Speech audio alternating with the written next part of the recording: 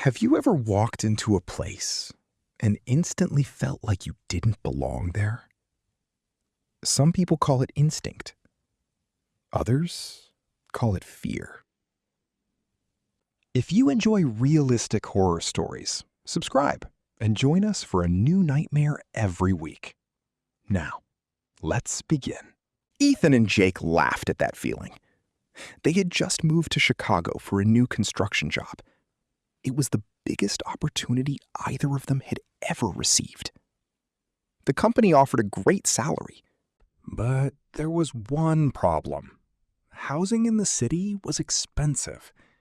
After spending 2 days looking at apartments, they were running out of options. Everything was either too small, too old, or simply too expensive. Then Jake found an online listing. A 2-bedroom apartment, fully furnished, walking distance from work. The rent was almost half the normal price. It looked too good to be true. And sometimes, things that look perfect hide the darkest secrets. They arrived at the apartment building just before sunset.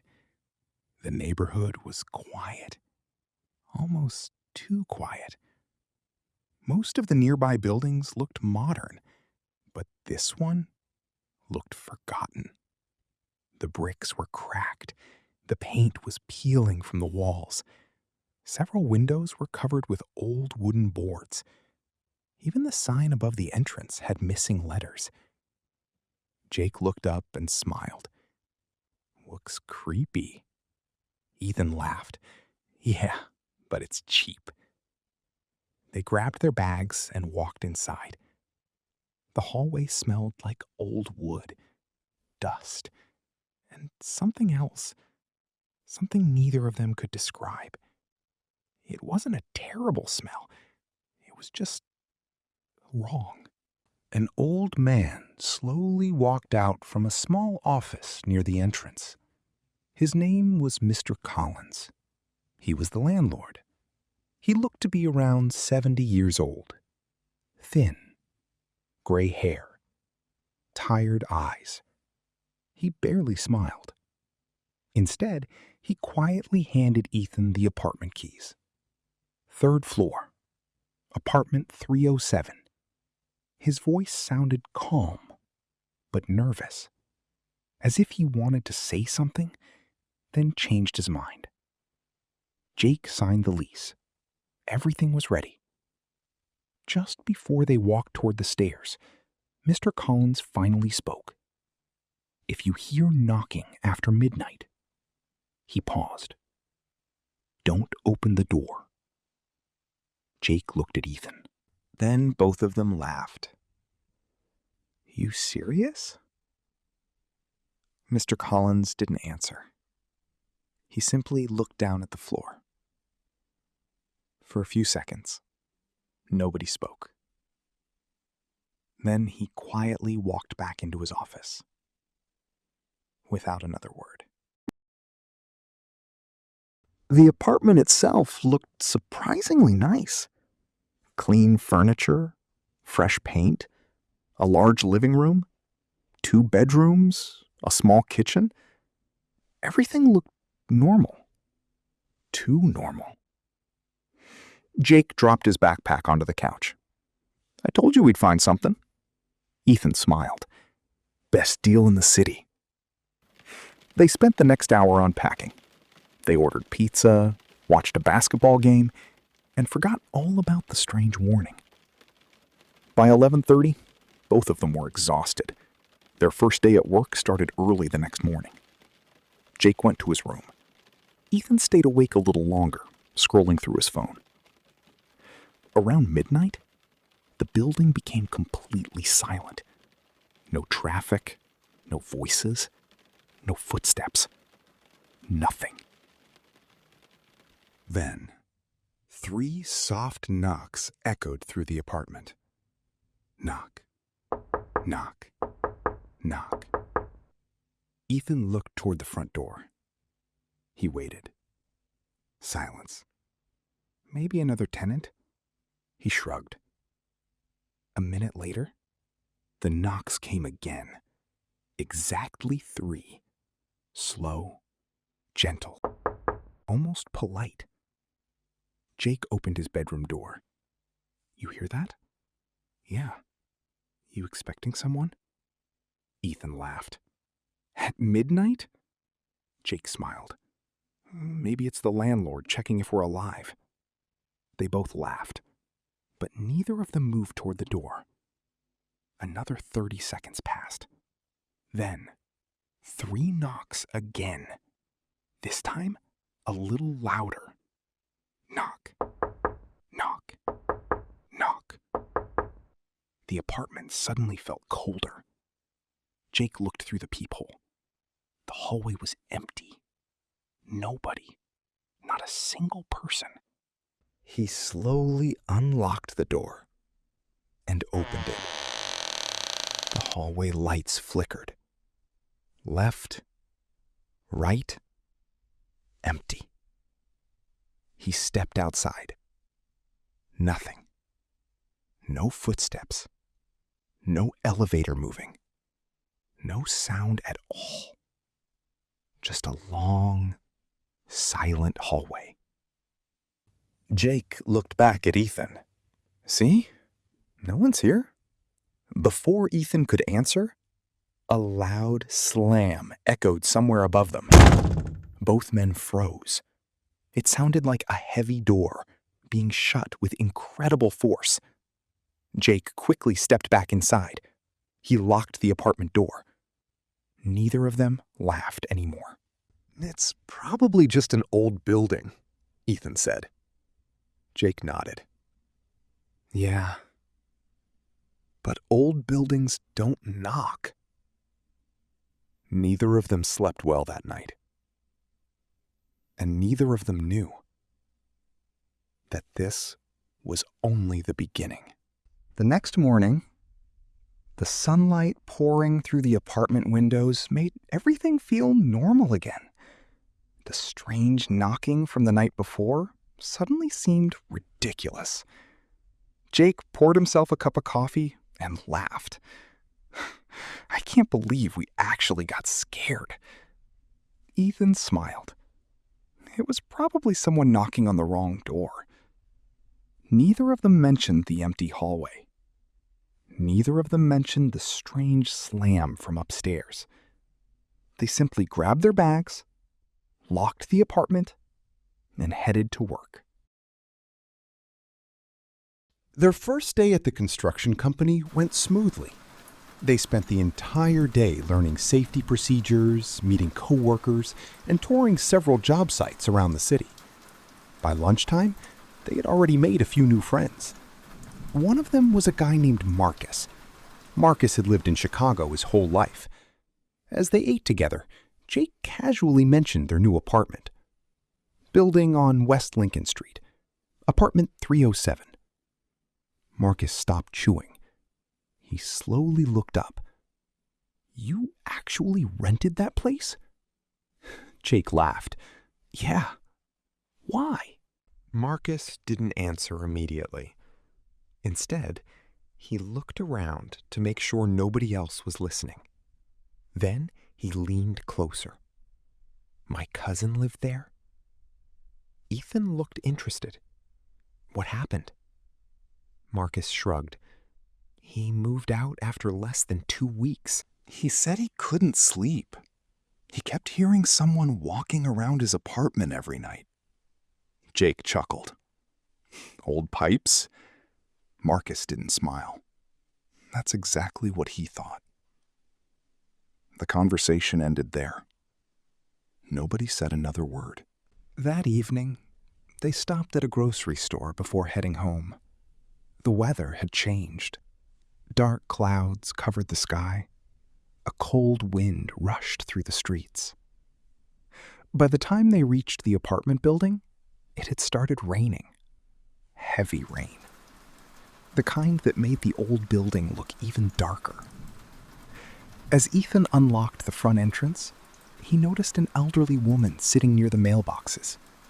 She was probably in her 80s. She held a small grocery bag in one hand. and she stared directly at them. Not angry, not friendly, just watching. Jake smiled politely. "Good evening." She didn't answer. Instead, she looked at Ethan, then quietly asked, "You boys are in 307? Ethan nodded. "Yes, ma'am." The woman sighed, a long... Then she whispered, "You're not the first." Jake frowned. "What do you mean?" The woman slowly stood up. Her hands were shaking. "I've seen people come. I've seen people leave. And some," she looked toward the staircase, "never stayed long enough to unpack." Before either of them could ask another question, she walked away, disappearing into the darkness outside. Back inside the apartment, everything seemed perfectly normal. They cooked dinner, watched television, talked about work. Around 10 o'clock, the power suddenly went out. The TV turned black. The lights disappeared. The apartment was completely dark. Jake looked out the window. The buildings across the street still had electricity. So, it's only us? Ethan grabbed his phone and turned on the flashlight. Weird. He checked the circuit breaker inside the apartment. Nothing looked wrong. Then, without warning, the lights came back. Every bulb turned on at once. The television restarted by itself. Jake laughed nervously. This place keeps getting stranger. Around 11, Jake decided to take a shower. Ethan sat alone in the living room, scrolling through his phone.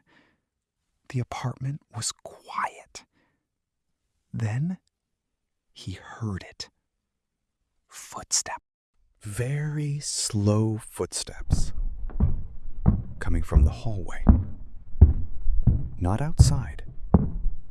Inside. Someone was walking toward the bedrooms. Ethan looked up. "Jake?" No answer. The shower was still running. The footsteps continued. Step, step, step. Slow. Heavy, like someone wearing wet boots. Ethan stood up. His heart started beating faster. He walked toward the hallway. The sound stopped. He pointed his flashlight down the narrow corridor. Nothing. Every door was closed. Everything looked exactly the same. Jake suddenly opened the bathroom door. "Dude, who are you talking to?" Ethan looked confused.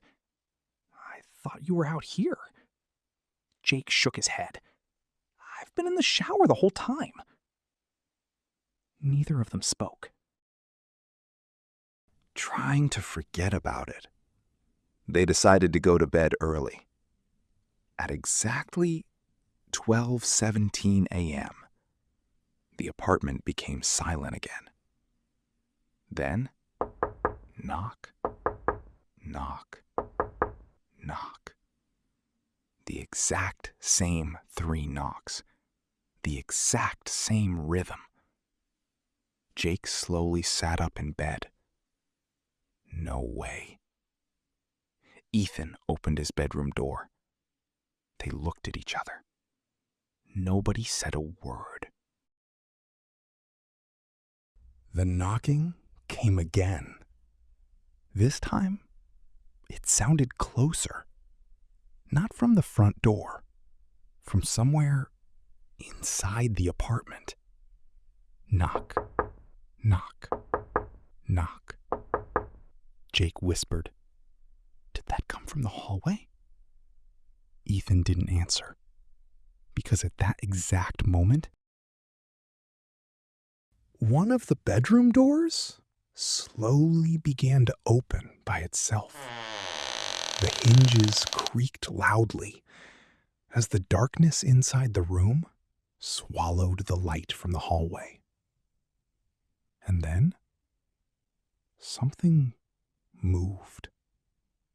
Not fast, not clearly, just enough to prove they weren't alone.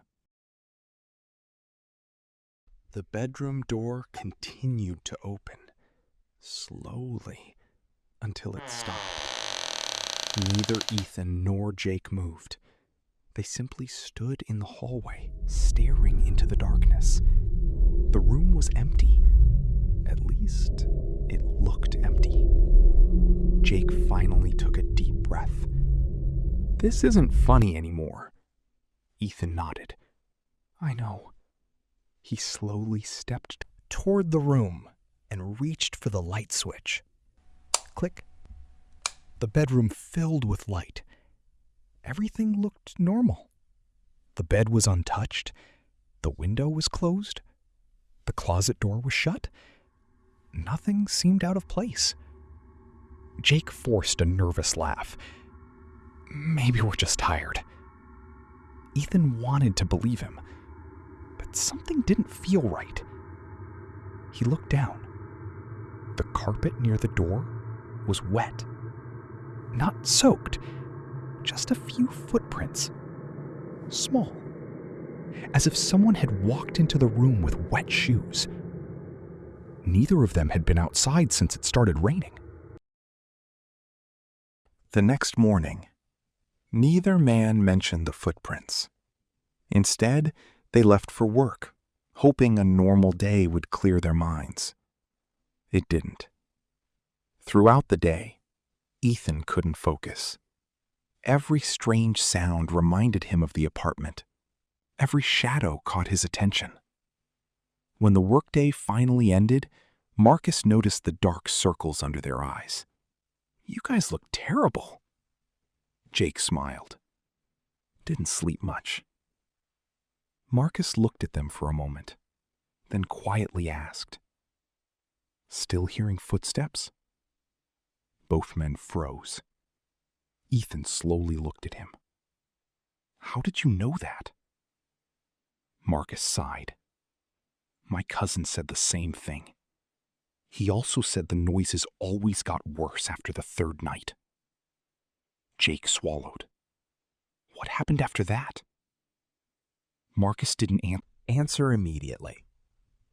Instead, he pulled out his phone. There used to be a maintenance worker in that building. He disappeared almost 12 years ago. The police searched the entire place. They never found him. Ethan frowned. "You're serious?" Marcus nodded. My cousin moved out the next morning. That evening, the rain had finally stopped. As Ethan and Jake entered the building, they found the elderly woman sitting in the lobby again. This time, she called them over. "You stayed." Jake nodded. "We're thinking about leaving." The woman looked relieved. "You should." Ethan sat beside her. "Can you tell us what's wrong with apartment 307?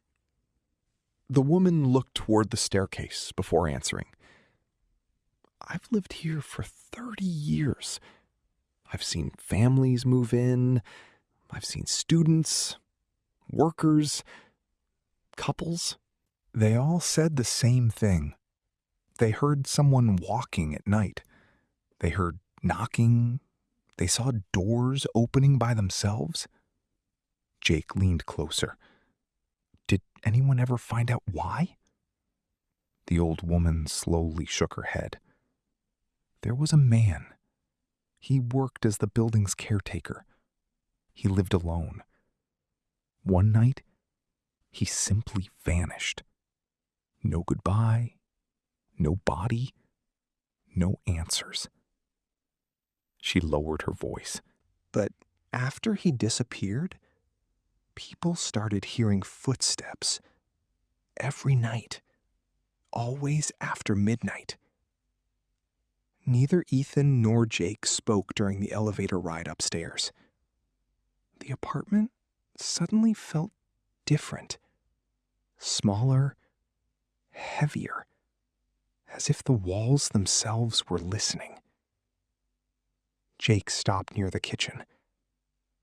"Let's record tonight." Ethan looked at him. "You mean with our phones?" Jake nodded. "If something happens, we'll have proof." It sounded like a good idea, at least at the time. Just before midnight, they placed both phones on the kitchen counter. The cameras were recording. Every light in the apartment was on. Every door was open. Neither man planned to sleep. 12:03 a.m. Nothing.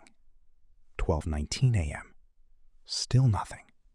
Jake smiled. "Maybe whatever it is took the night off." Ethan almost laughed. Then the lights flickered. Once, twice, 3 times.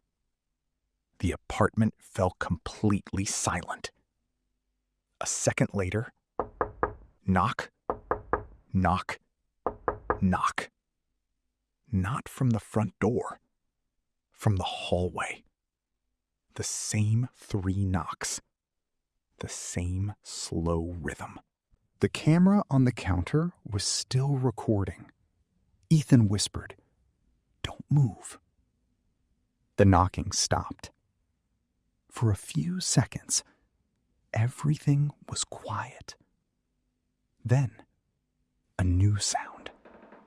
A slow scraping noise, like heavy furniture being dragged across the floor. Except it was coming from inside the wall beside the living room. Jake slowly pointed his flashlight at the wall. The scraping continued. Closer. Closer. Then it stopped. Without thinking, Jake pressed his ear against the wall. His face instantly turned pale. Ethan whispered, "What is it?" Jake didn't answer. He simply stepped backward. "What?" Jake finally spoke. His voice was barely a whisper. "I heard breathing." Neither of them slept. At sunrise, they replayed the phone recordings. Most of the video looked normal. Then Ethan noticed something. At exactly 12:21 a.m., both cameras briefly glitched. The screen froze for 2 seconds. When the picture returned, the hallway was visible. And at the very end of it, a man was standing there, tall, motionless. His face couldn't be seen. He wasn't walking. He wasn't moving. He was simply watching. Jake grabbed the phone. "Pause it." Ethan zoomed in. The image became blurry, but one detail remained clear. The man's clothes. They looked like an old maintenance uniform. Exactly the kind someone working in the building years ago would have worn. Ethan slowly lowered the phone. Neither of them spoke, because they both realized the same thing. The camera had captured someone who had never walked through the apartment and who had disappeared 12 years earlier. Neither Ethan nor Jake said a word. The frozen image on the phone remained on the screen. A tall figure, standing silently at the end of the hallway. Jake finally locked his phone. I don't care what that was. We're leaving. Ethan nodded. Tonight. They called the landlord immediately. No answer. They called again. Straight to voicemail. Jake grabbed his backpack. We'll pack everything after work. Ethan looked around the apartment one last time. For the first time, it no longer felt like a home. It felt like something was waiting for them to leave. Or perhaps waiting for them to stay. They finished work early that afternoon. Neither of them told anyone the real reason. Back at the apartment, they started packing. Clothes, laptops, kitchen supplies. Everything went into boxes. By 6 o'clock, almost nothing was left. Jake smiled. One more hour, and this place is someone else's problem.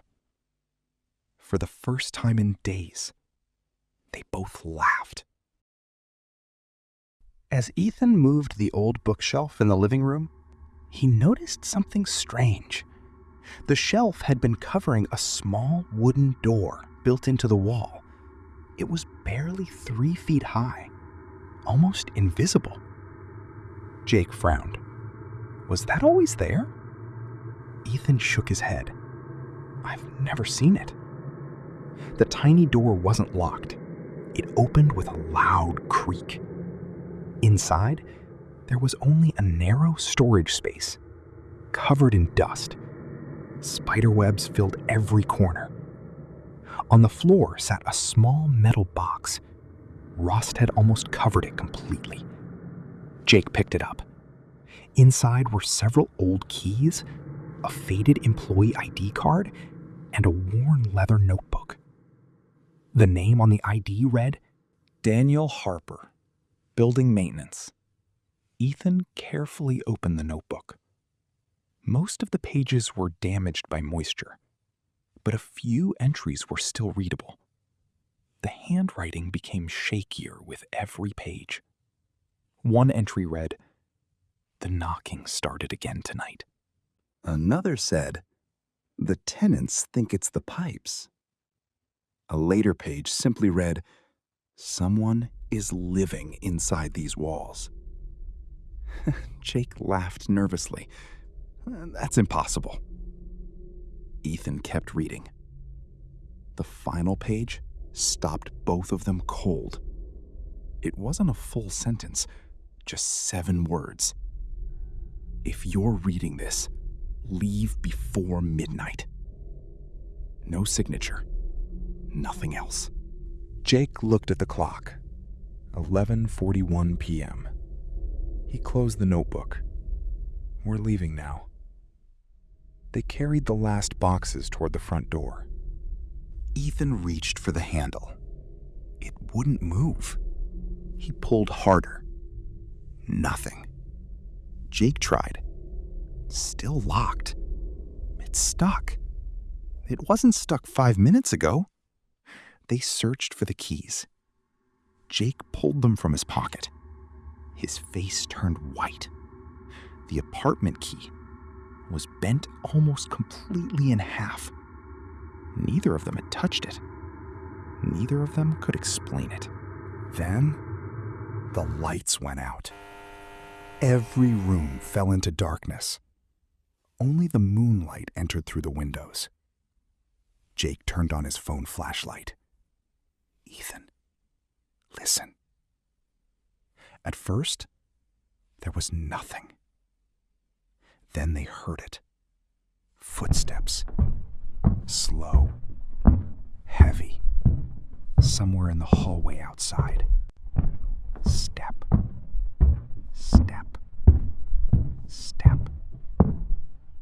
The footsteps stopped directly outside their apartment door. Silence. Then, 3 knocks. Knock. Knock. Knock. Louder than ever before. The door shook slightly. Jake whispered, "Don't answer." Another 3 knocks, even louder. The wood vibrated beneath the handle. Ethan backed away. Neither of them breathed. The knocking stopped. For nearly 30 seconds. Nothing happened.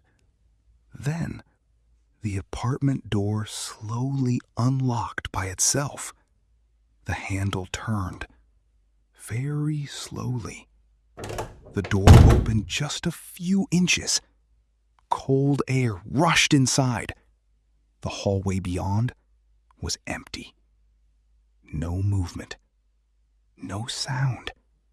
Just a long corridor lit by flickering lights. Jake whispered, "Run." They grabbed their bags and sprinted into the hallway. Neither of them looked back. The elevator doors were open. They rushed inside. Jake repeatedly pressed the lobby button. Nothing happened. The elevator didn't move. Instead, the lights inside flickered. Then every button lit up at once. The doors opened again. Ethan didn't wait. "Stairs!" They ran toward the emergency staircase. Their footsteps echoed through the building. Floor 3, floor 2, floor 1. Finally, the exit door. Ethan pushed it open with all his strength. Fresh night air hit their faces. They ran across the street without stopping. Only when they reached the opposite sidewalk did they finally look back. The apartment building stood completely still, dark, silent, as if nothing had ever happened. The next morning, they handed the apartment keys to Mr. Collins. The old landlord didn't seem surprised. He quietly accepted them. "I'm sorry," he said. "It never happens the same way twice." Ethan stared at him. "You knew." Mr. Collins lowered his eyes. "I've been trying to sell that building for years. No one keeps the apartment for long." Jake wanted answers. But somehow, neither of them asked another question. They simply walked away and never returned. 6 months later, they were driving through the neighborhood after finishing a job nearby. Jake looked out the window. There it is. The same building, the same cracked walls, the same faded sign. A moving truck was parked outside. A young couple stood beside several suitcases, smiling, laughing, excited to begin a new chapter. The landlord handed them a set of keys. Jake looked at Ethan. "Should we tell them?" Ethan watched silently for a moment. Then he slowly shook his head. "They probably wouldn't believe us." The traffic light turned green. Their car pulled away. As the building disappeared behind them, neither man noticed. On the 3rd floor, apartment 307, the curtain moved. Slowly, as if someone inside had been watching them leave. Do you think the apartment was haunted? Or was there another explanation? If you enjoy realistic horror stories like this, don't forget to like the video, subscribe, and turn on notifications. I'll see you in the next nightmare.